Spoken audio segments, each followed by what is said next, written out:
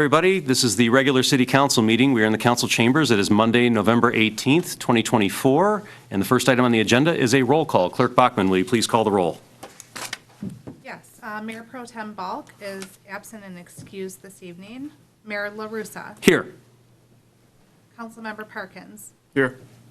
Councilmember Schneeman is going to be late this evening. And Councilmember Taylor. Here. Thank you. We have a quorum. The next item on the agenda is the Pledge of Allegiance. We'd like to ask Jake to lead us this evening. We'll face the flag if you're able. Whenever you're ready, Jake. Allegiance to the flag of the United States of America and to the republic for which it stands, one nation, under God, indivisible, with liberty and justice for all. Good job. Just like practice. All right. The next item on the agenda is public comment. This is the portion of the meeting where members of the public who wish to address the City Council may do so. We ask that you state your name and address for the record, and please keep your comments to 3 to 5 minutes if at all possible. Is there anyone who wishes to address the City Council this evening? Keith Matero, 31999 Rocky Crest, Farmington Hills, Michigan. I'm a member of the Emergency Preparedness Commission for the City of Farmington and Farmington Hills, and we're here for our tip of the month for November, which is be prepared for winter weather. With the arrival of winter weather, the Emergency Preparedness Commission is encouraging residents to make winter emergency preparedness a priority. Severe weather, winter weather poses health and safety concerns with extreme cold temperatures, freezing pipes, potential propane shortages, and power outages. With little planning and preparing, residents with a little bit of planning and preparedness, residents can be prepared for the next winter incidents. Things that we want you to watch out for is to make sure you have food in the house in case there's a big snowstorm, batteries for your flashlight, enough medication, a plan in case you have to leave your house, and just overall, supplies for anyone in the house, including pets, other family members, and then also looking out for your neighbors in case you see a neighbor who's shoveling or something, because we also have a lot of medical emergencies in the wintertime with people who go out and shovel and end up having cardiac events because, well, it's a lot more stressful on their body. And we'll leave this with the city, and there's some additional information on the State of Michigan's website and the FEMA's ready.gov. Thank you very much. Other members of the public who wish to address the City Council this evening?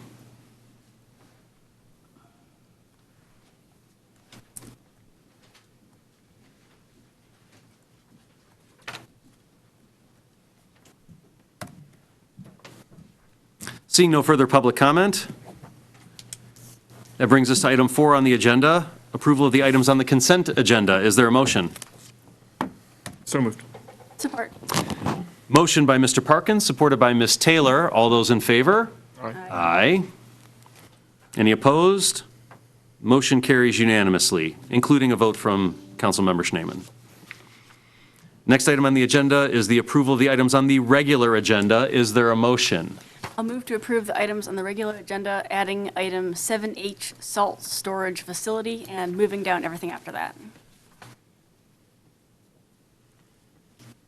Is there support for the motion?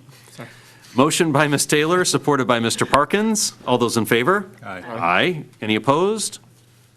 Motion carries unanimously. Thank you very much. The next item on the agenda is presentations and public hearings, the first of which is Genesis Credit Union, Main Street, Oakland County Small Business Grants.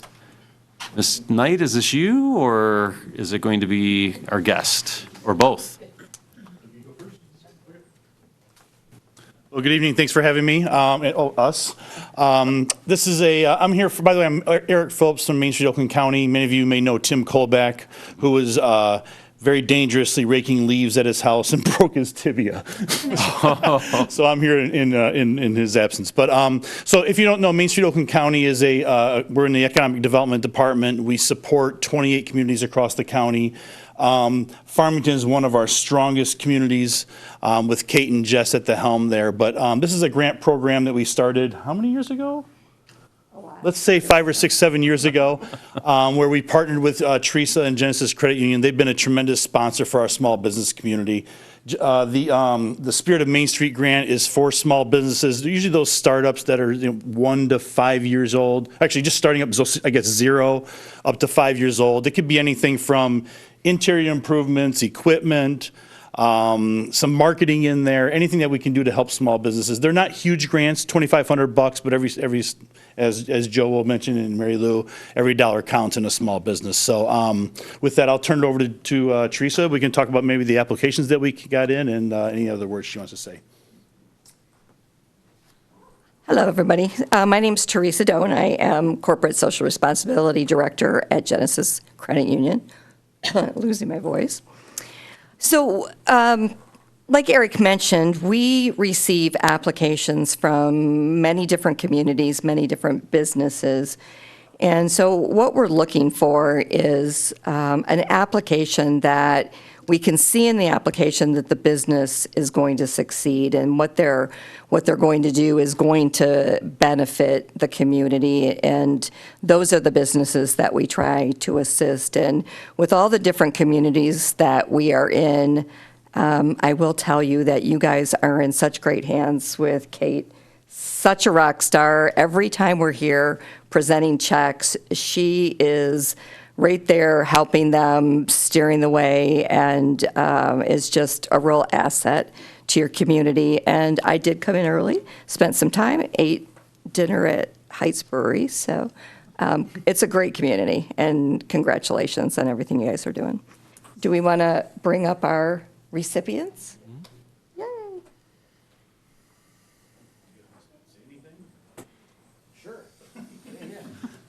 Big giant check? Yeah, excellent. This is my first giant check I've ever gotten. And, I gotta say, it lives up to the hype, so this is fantastic. I truly appreciate it so much. You know, as a small business, I opened up a production facility about a year ago, and I'm in the process of opening up a tasting room just down the street.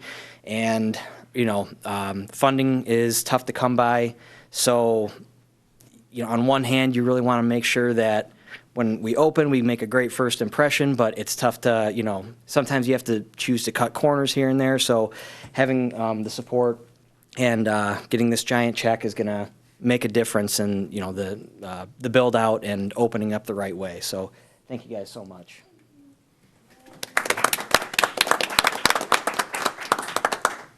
So I'm Mary Lou Strapoli from SkepSpace. Thank you to Kate who believed in us and helped us launch. So we're just over 2 years old at this point, and we are an artist incubator in downtown Farmington. We have six resident artists in our space and 50 in our gallery. So we're feeling really great. This is very helpful, especially for equipment, and we plan on purchasing and expanding our offerings at Art on the Grand next year. So thank you so much. Super. Do you want to take some pictures, or? We can just take a picture, that'd be Yeah, good. let's do it. Sorry, didn't mean to hit you with You want to get in, and I'll take it? Out of the picture? No, okay. Go down with it? You guys want to get in? Oh, we're coming down. You guys can get in. Go on down. Go on down.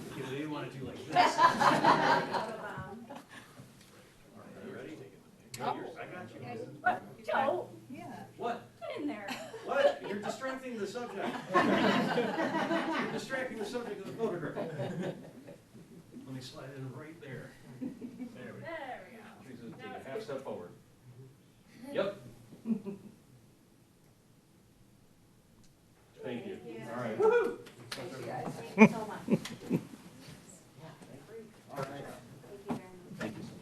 Yes, you're welcome. I'm sure the rest of your meeting is going to be related to that. You're going to need those calories. Congratulations. Well, that makes it easy for me. Yeah, that's right. Appreciate it. You're welcome. Thank you, everybody.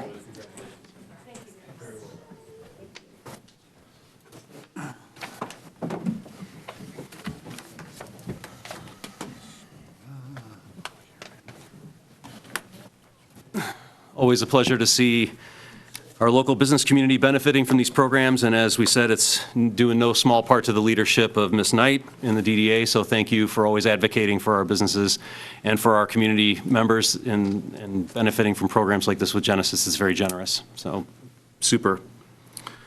Next item on the agenda is item 6B, Farmington Masonic Lodge Architectural Assessment and Preservation Master Plan, also presented by Main Street Oakland County for downtown Farmington. Mr. Lechner, is it who's got the floor? I guess I'm going to start. All right. Step right up. Please state your name for the record. Ron Campbell, and I'm the architect, preservation architect for Oakland County Main Street Program. And And the other gentleman? John, don't go away.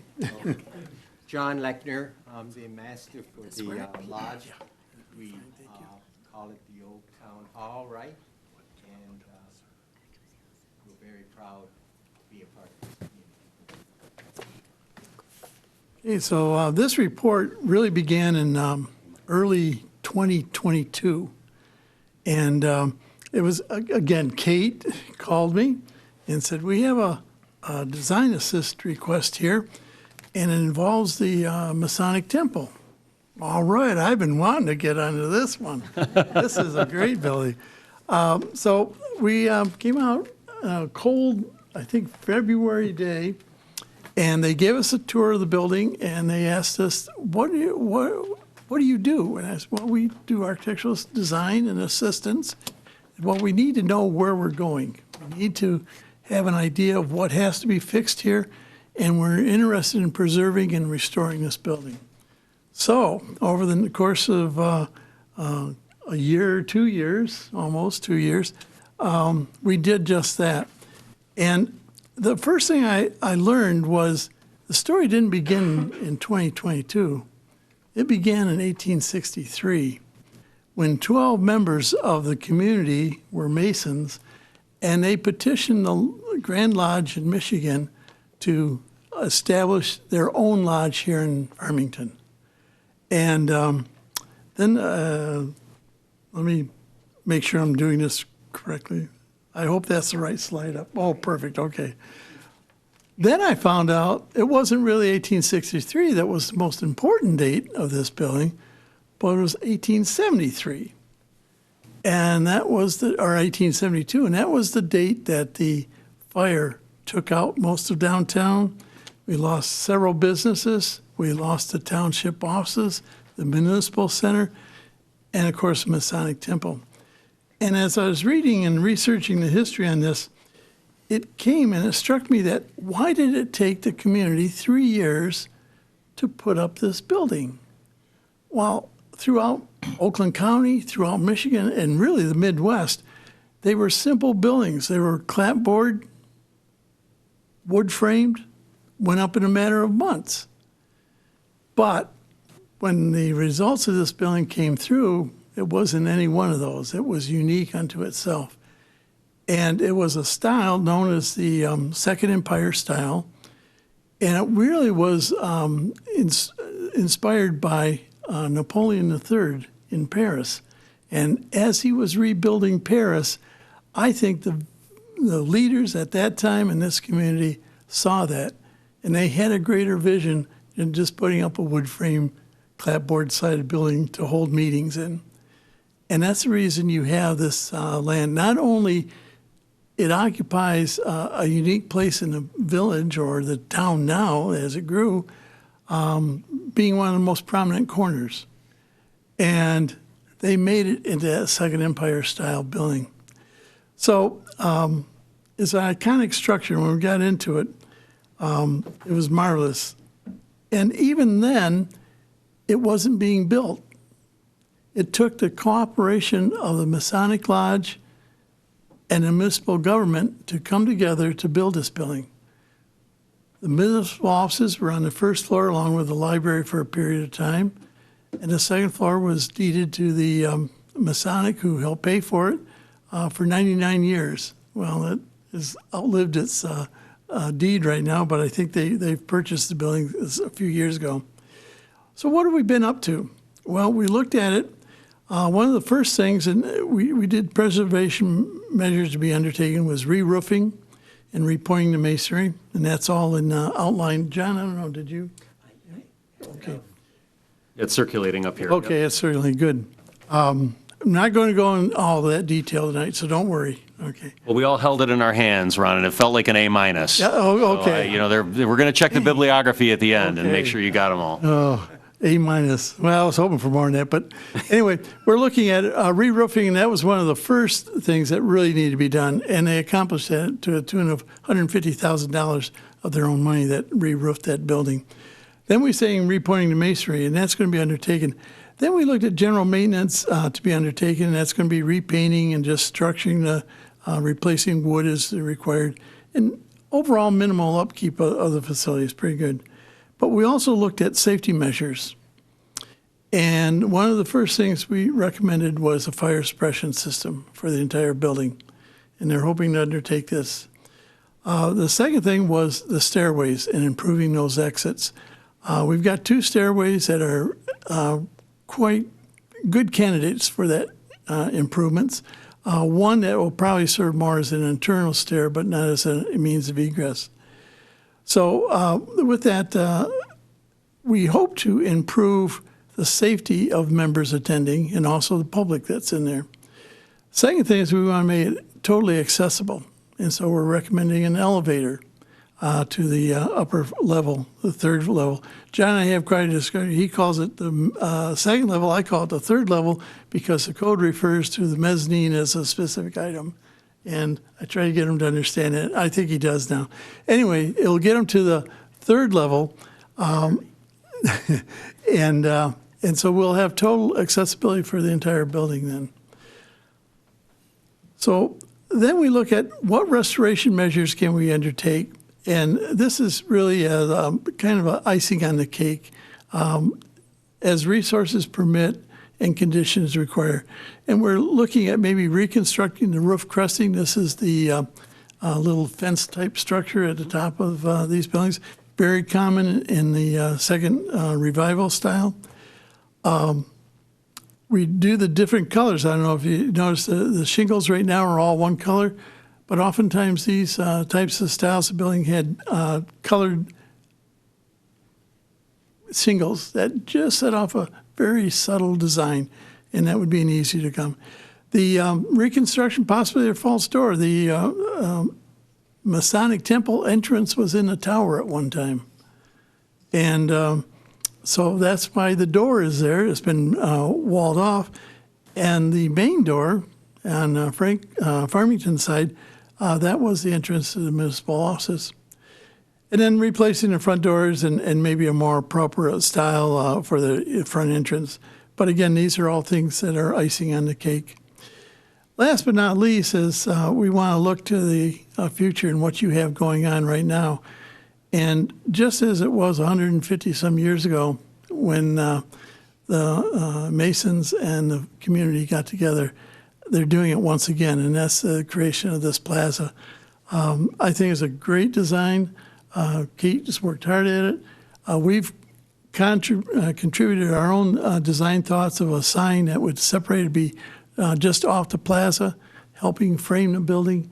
We'll work with Kate, continue on that, and hopefully get that in.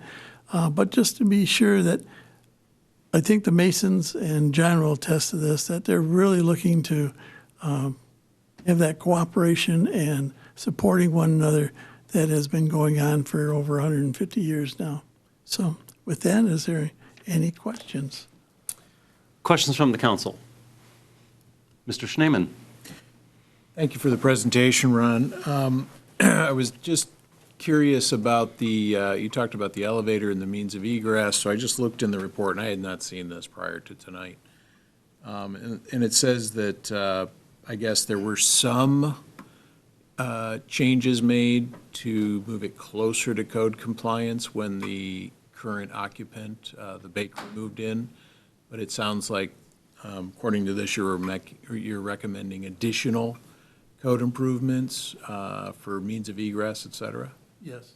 Okay. The conditions, they did bring up to get to the first level the ramps, things like that, that got the public to the first level, which was required.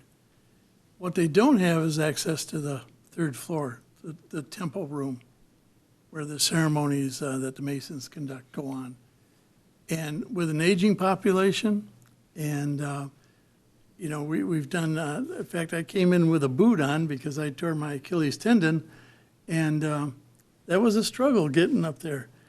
So, you know, we all face it, whether it's temporary, if it's permanent, or it's just aging in place. And so we're thinking that the elevator will provide that access.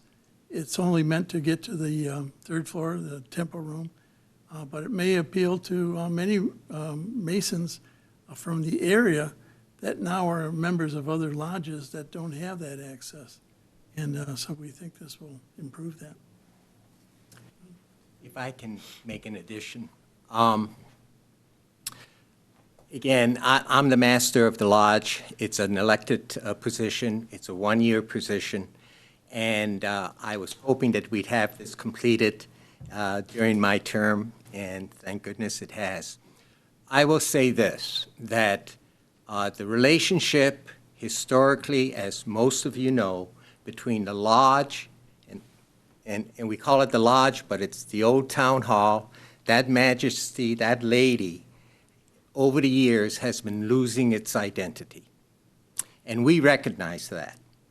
And so we're so grateful with Kate Knight and with Ron Campbell here over the course of the last 3 years, actually, collaborating, working together.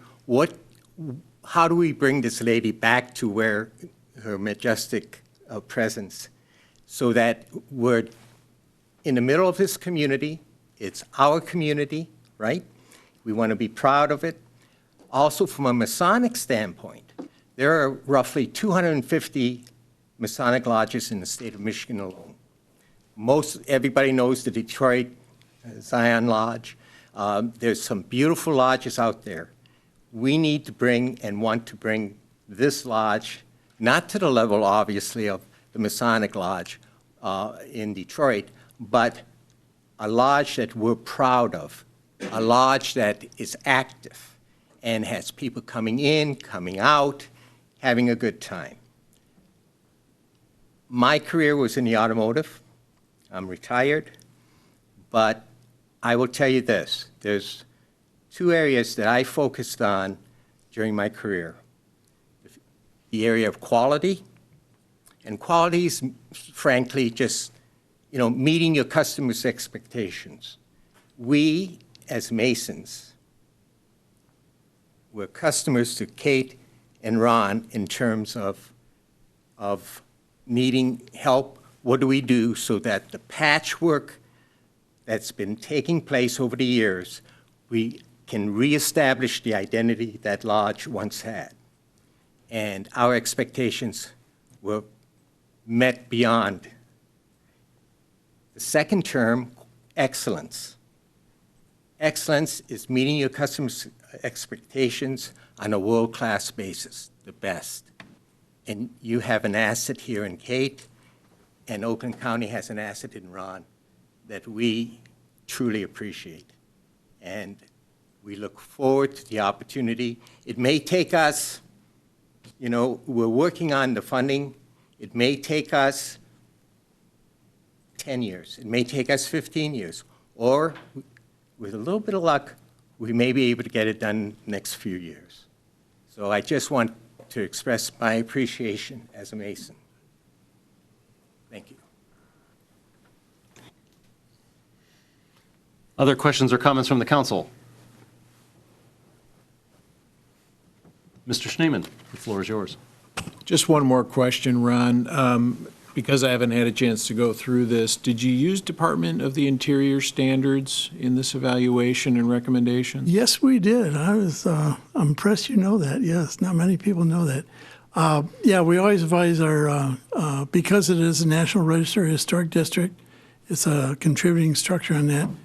We provided the standards and quoted them and used the preservation briefs thoroughly through it. Okay, thank you. Thank you.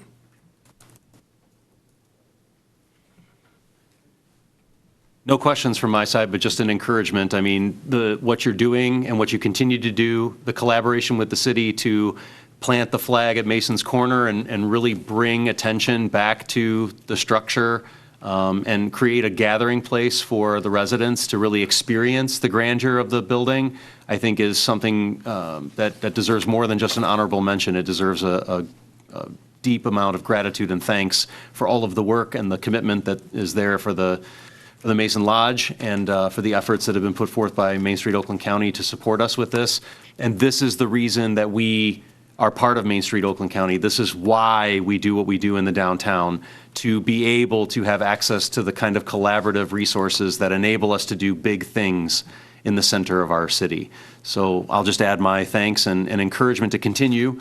And thank you for helping to make the bicentennial such a banner year for us by doing this signature project, which was supported quite generously by the public as well. So we're looking forward to the grand opening of Mason's Corner and more visits to the lodge. So thank you both very much for the presentation. The next item on the agenda is item 6C, a public hearing for program year 2025 Community Development Block Grant application. So each year, we host a public hearing for the Community Block Development Grant. Mr. Murphy, do you have anything to add before we open the public hearing? Just that the funding from the county this year is, for 2025 is projected to be about $26,502. Okay. Are there any questions from the council? Hearing none, is there a motion to open the public hearing? So moved. Support. Motion by Mr. Schneeman, supported by Ms. Taylor.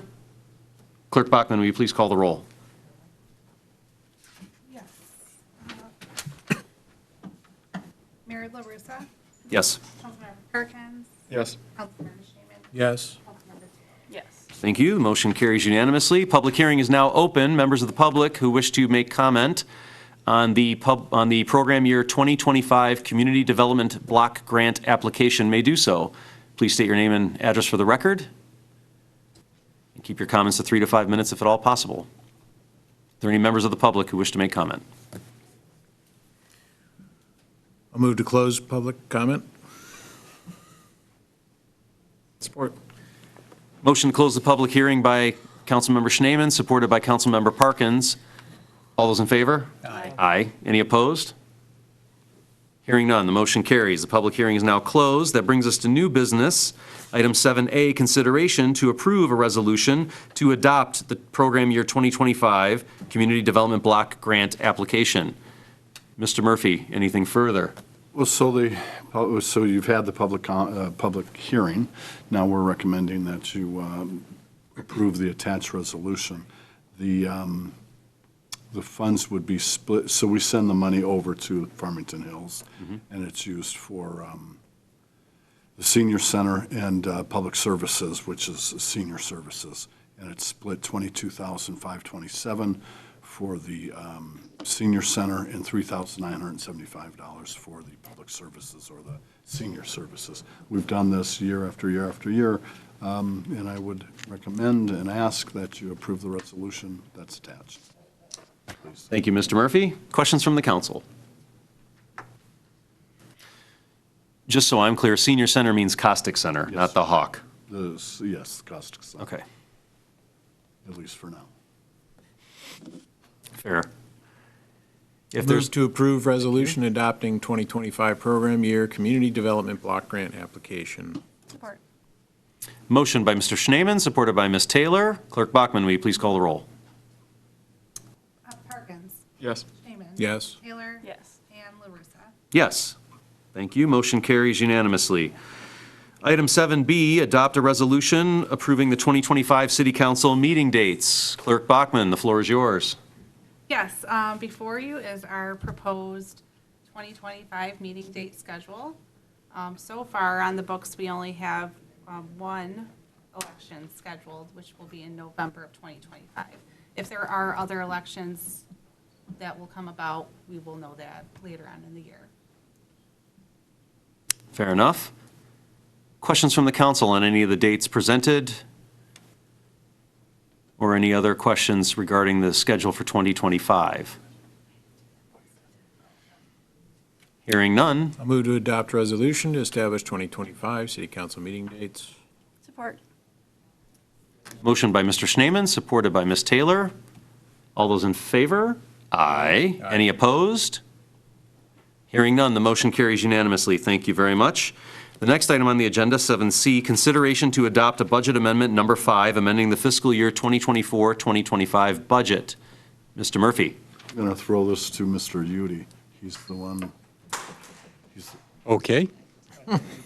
I'm going to pass it over to Jamie, Treasurer Jamie. Hot potato. Pass it on down the line. Yep, at the October 21st council meeting, council approved change order number 1 to pipeline management for emergency sewer repairs. And this budget amendment just provides the funding for these projects from the water and sewer fund balance. I think we're all familiar with the emergency sewer repair. Are there any questions from the council on this item? Hearing none. Is there a To motion? adopt budget amendment resolution number 5, amending fiscal year 2024-2025 budget. Support.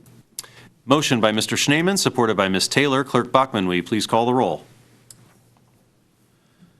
Perkins. Yes. Schneeman. Yes. Taylor. Yes. And Lumberson. Yes, thank you. Motion carries unanimously. That brings us to item 7D, the 2024 sidewalk program. Mr. Udi, the floor is yours. Good evening, Mayor and City Council. You also have a handout I left at your place on Diaz, mistakenly left out of the packet for you. Just the OHM recommendation of payment to Luigi Fernandi and Sons for change order number 10 and construction estimate number 8. Luigi has basically buttoned everything up.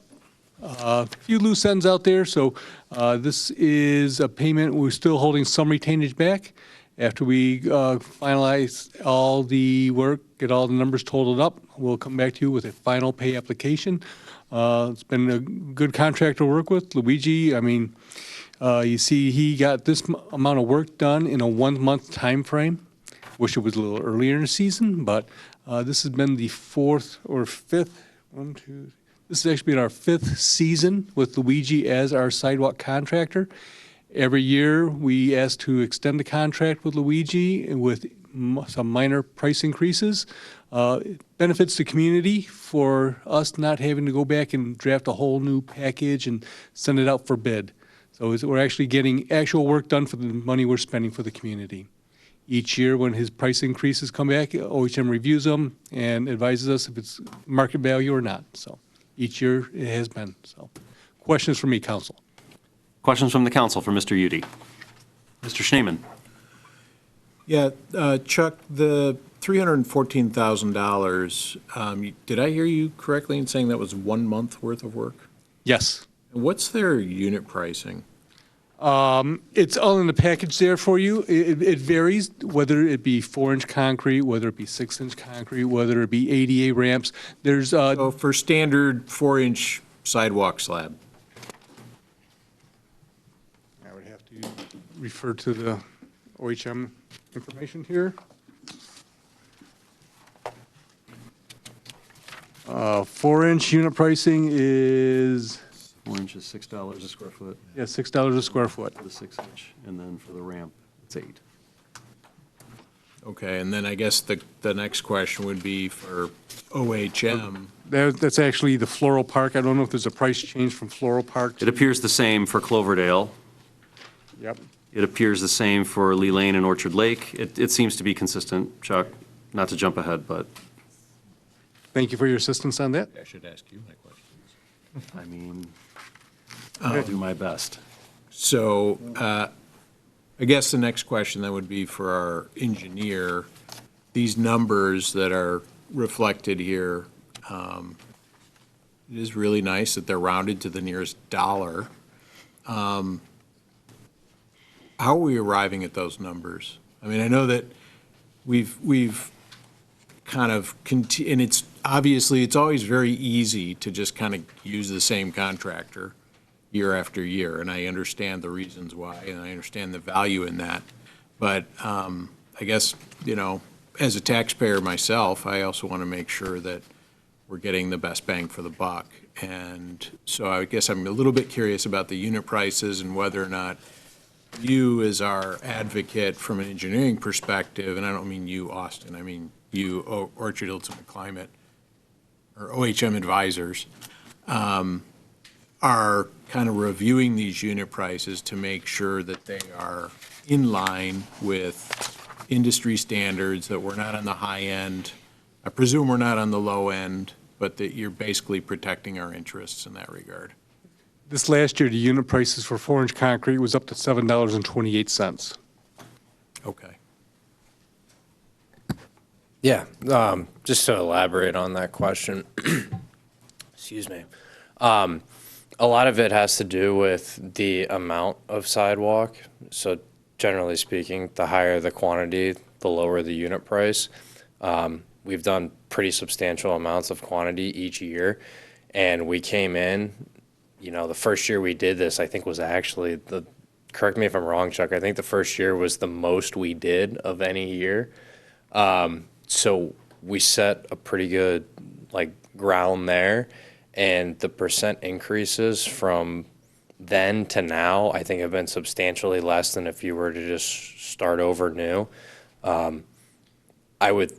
Yeah, the first year was also a back-to-back year where they completed their work in June and rolled right into July. So they had a large volume of work that they did back-to-back, split between 2 fiscal years. Yeah, so that helped us out a ton. But generally speaking, I would say, you said we were $720 something a square foot. $728 this last year. $728. If we came in now, I'd be pretty confident in saying you'd be over $8 a square foot for sure, which you would see add up due to the amount of square footage we've been putting down in sidewalk. So yeah, I mean, continuously rolling it over, that helps out a ton. And it's really the relationship they have with the city and the quantities are the 3 biggest factors that maintain it, staying low. And their percent increases have been, I would say, probably under what you've seen inflation-wise and unit costs too.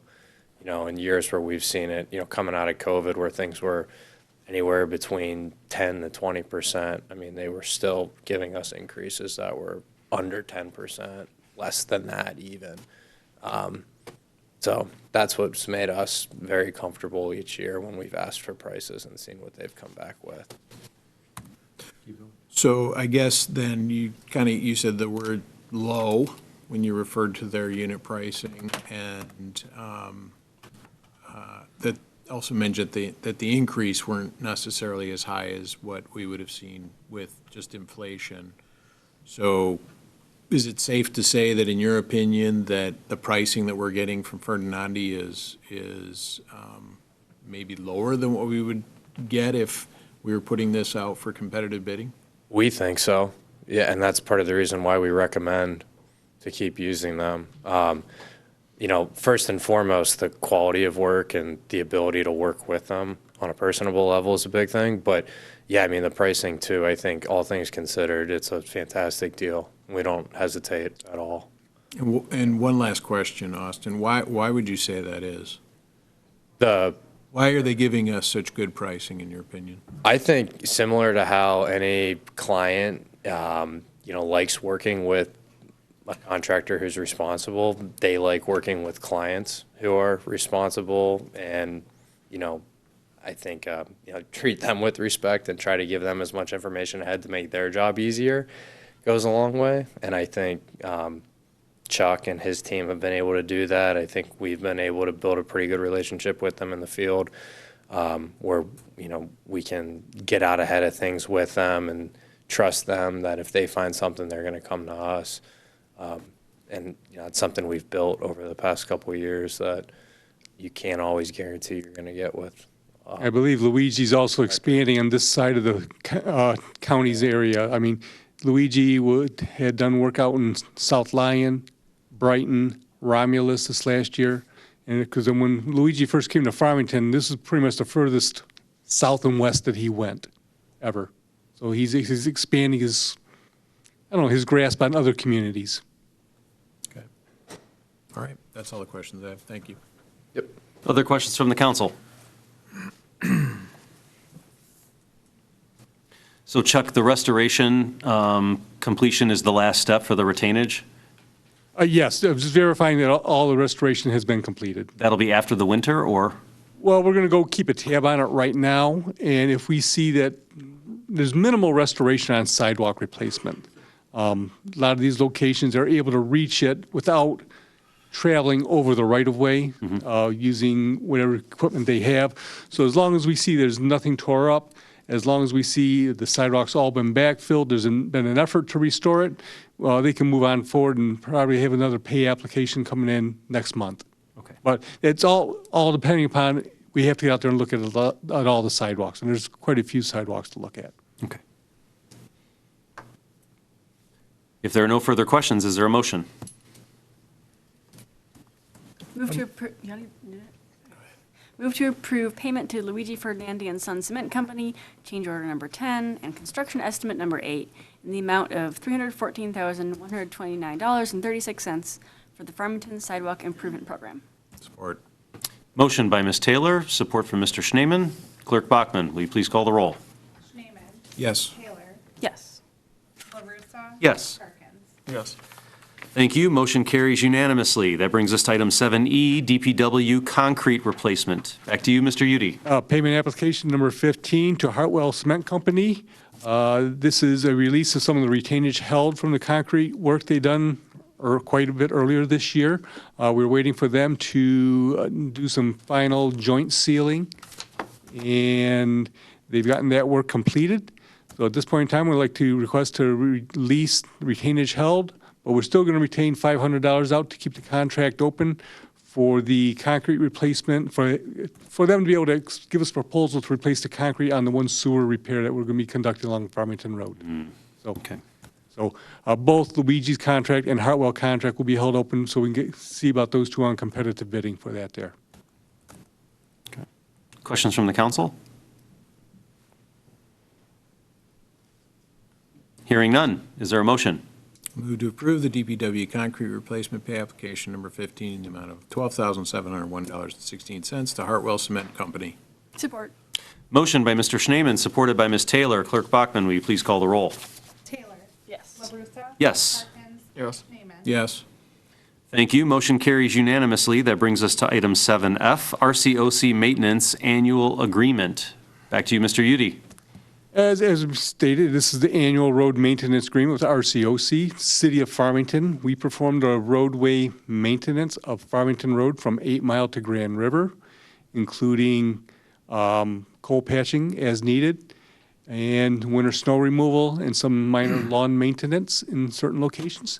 But this is basically a renewal of the contract with a minor pay increase from the county towards us for our maintenance service. Questions from the council?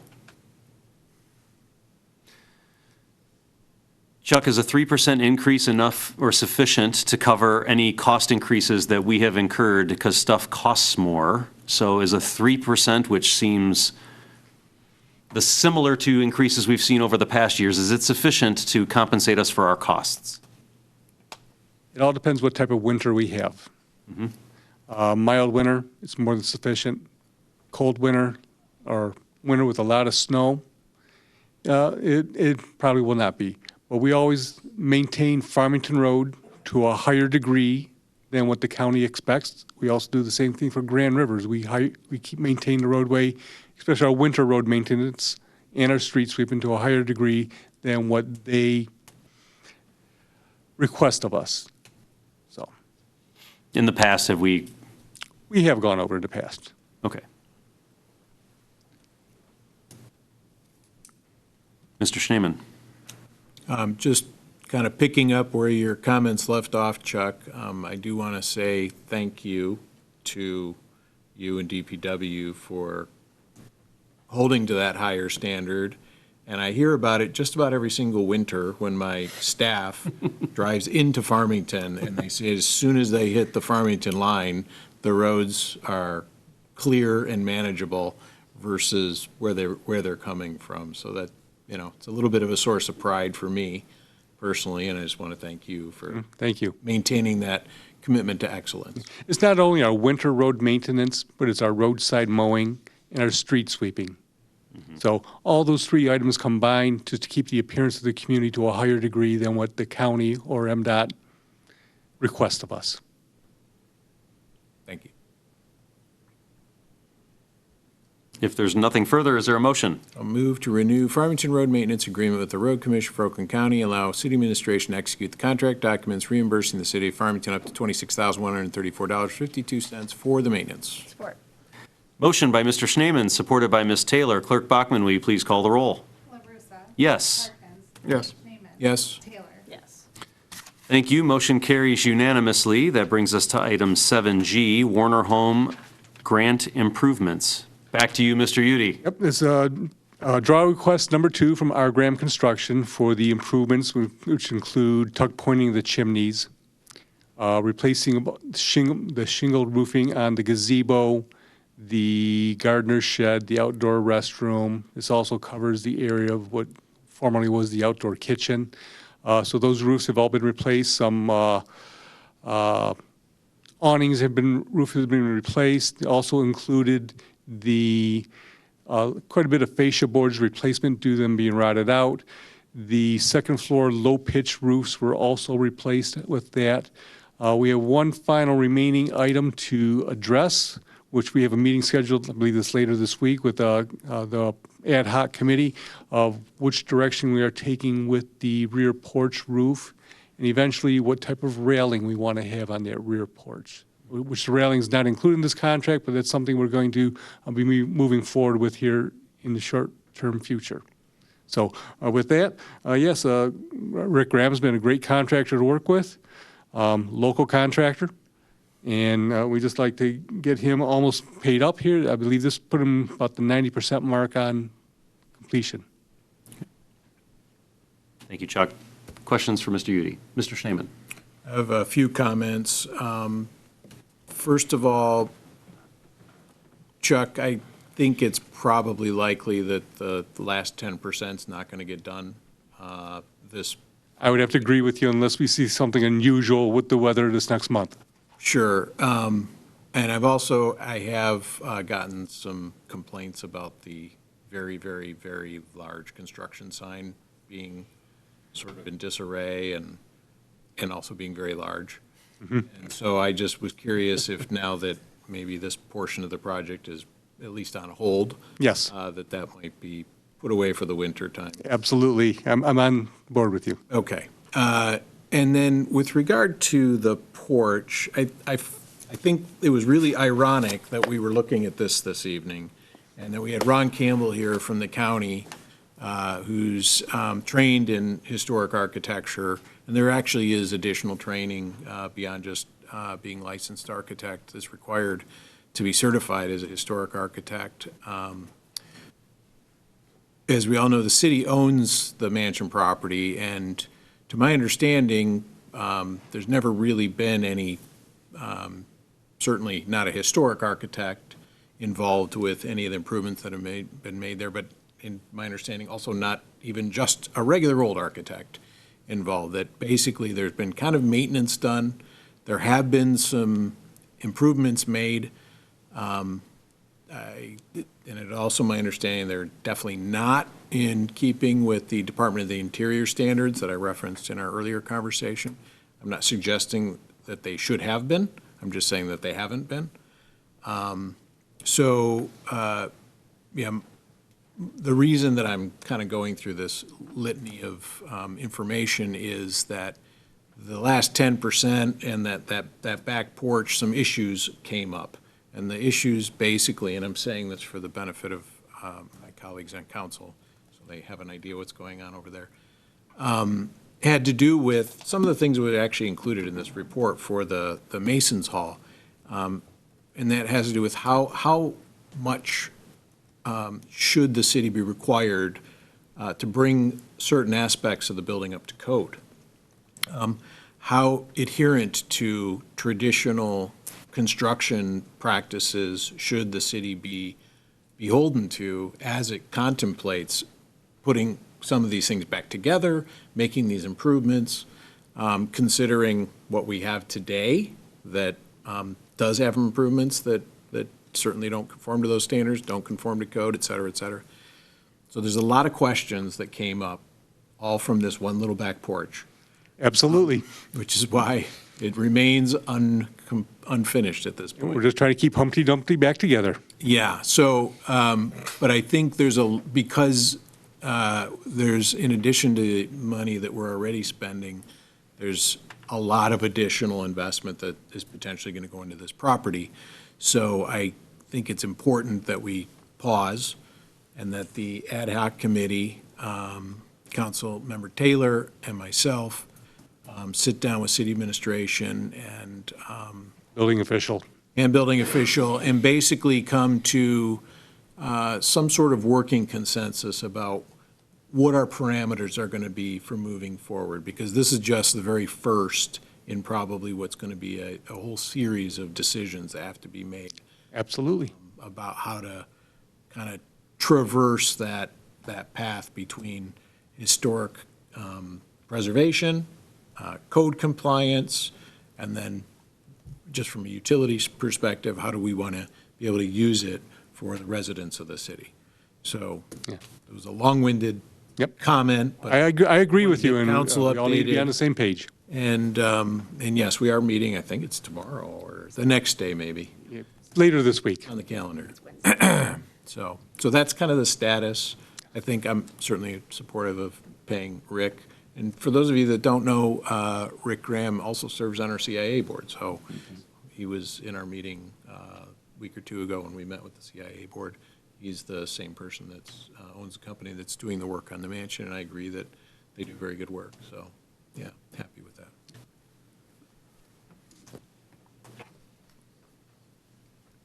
The gazebo looks good. Just in time for holidays. Thank you for that. Oh, just wait till we get some paint on the old place. I know. And these are all topics we have to discuss as we're moving forward. No, and I want to thank Councilmember Schneeman and Councilmember Taylor, because, I mean, serving on the ad hoc committee is even more time. But this is one of our signature historic properties in the city, and it's good to hear that there's a healthy dialogue about how to approach the property and how to strike the right balance among all of the differing variables that have to be balanced in such a complicated equation. I know we've got the right people looking at it, and I'm very grateful that the administration as well has put a lot of prioritization on that property, because it is something that we take a lot of pride in, and I know the residents do as well. It still remains one of the top photo locations in the city, so thank you for keeping it in good repair. If there's no further discussion, is there a motion? Move to approve draw request number 2, the Warner Home Grant Funding Exterior Repairs Phase 1 to R. Graham Construction LLC in the amount of $15,800. Support. Thank you. Motion by Ms. Taylor, supported by Mr. Schneeman. Clerk Bachman, will you please call the roll? Harkins. Yes. Schneeman. Yes. Taylor. Yes. LaRussa. Yes. Thank you. Motion carries unanimously. That brings us to the new item 7H, MDOT CSF signature resolution. Mr. Udi, one more time. All right, this is for the chemical storage facility, or otherwise known as salt storage building. MDOT is going to participate in the cost sharing to reconstruct our salt storage. We've moved to the realization that it's cost prohibitive to build a shed, so we're moving towards a fabric-styled building. And this here is just going to be the granting David Murphy, the city manager, authorization to execute the contract with MDOT for the cost sharing of the building. Questions from the council? I know Mr. Schneeman, please.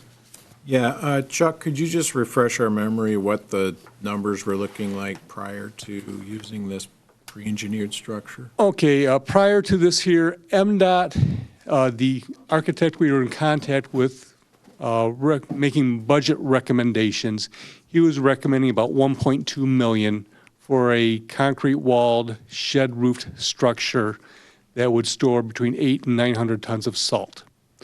Moving to the fabric styled structure, still retaining the taller walls and going with the fabric style roof.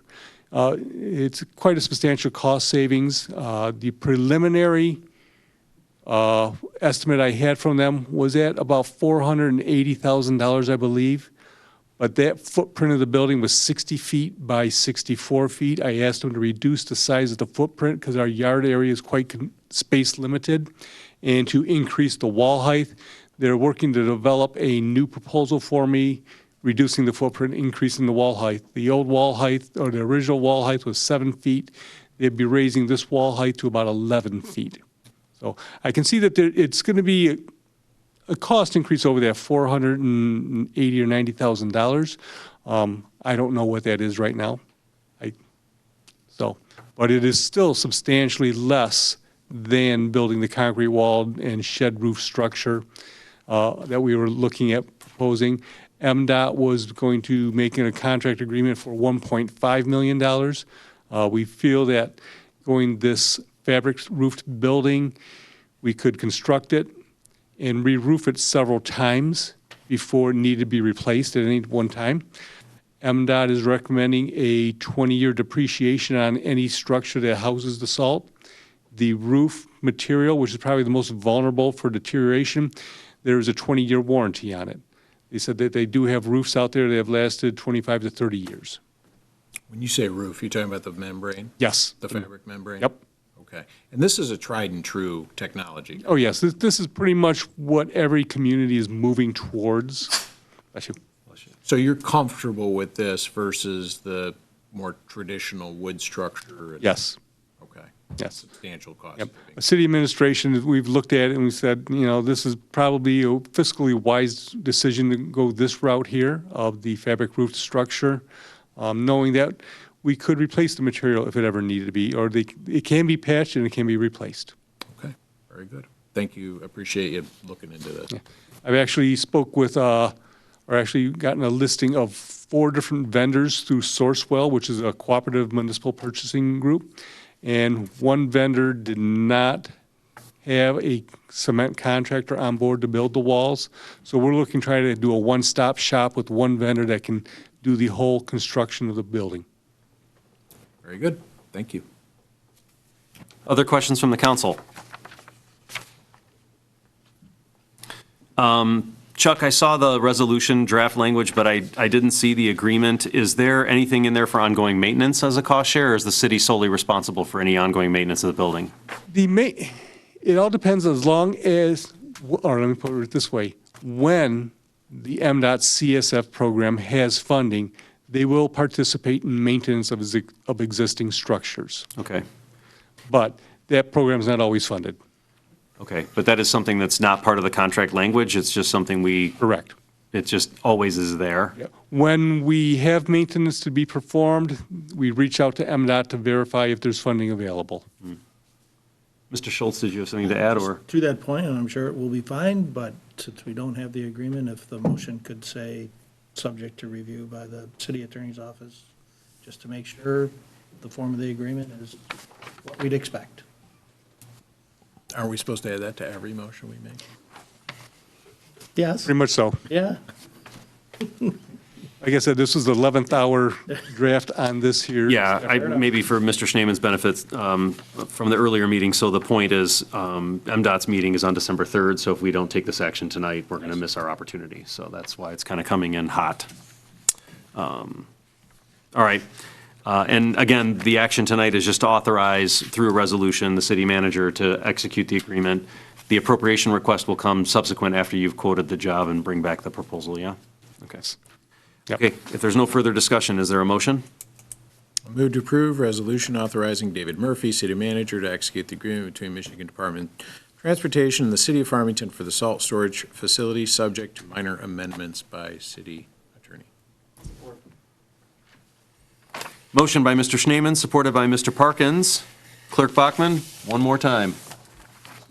Yes. Yes. Yes. Yes. Thank you. Motion carries unanimously. Thank you, council, for taking that one on a urgent basis. Next item on the agenda is public comment. This is the second portion of the meeting where members of the public who wish to address the city council may do so. Is there anyone who wishes to make comment? Mr. Downey.